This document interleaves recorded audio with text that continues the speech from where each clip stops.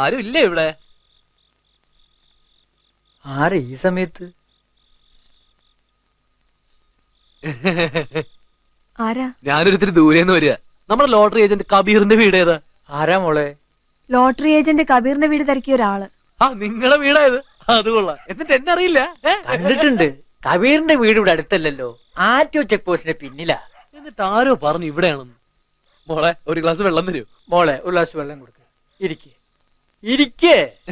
ഇരിക്കണില്ല, അവനെ കണ്ടിട്ടൊരു കാര്യം ഉണ്ടായിരുന്നു. മോളാ? ആ, ഒറ്റ മോളേ ഉള്ളൂ. നിങ്ങൾ രണ്ടാളും മാത്രമേ ഉള്ളൂ? അതെ. അപ്പൊ ചേട്ടന്റെ ഭാര്യയോ? അവള് മരിച്ചുപോയി. എങ്ങനെ? ആ കാര്യമൊക്കെ പറയാണ്ടിരിക്കാ ഭേദം. ഗുജറാത്തിൽ കലാപുണ്ടായിരുന്നു. ഒരു കൂട്ടര് കത്തിയും കട്ടാരായിട്ട് വന്ന് വീണ് തീ വെച്ചു. അവളാ തീപ്പെട്ടു. എന്റെ കയ്യുണ്ടോ? കഷ്ടം. ഈ മനുഷ്യന്മാർക്ക് എന്താ സ്നേഹിച്ച് ജീവിക്കാണ്ട് വെട്ടും കുത്തും തീവെപ്പും. അല്ല, ഇവിടെ എങ്ങനെ ഒന്ന് വിട്ടു? ആ, അത് പിന്നെ മോളുടെ അമ്മ അവിടുത്തെ കാര്യം ഞങ്ങള് സ്നേഹിച്ചു കൂടിയാ. അവിടെ ഞങ്ങക്ക് ചെറിയ കച്ചവടമൊക്കെ ഉണ്ടായിരുന്നു.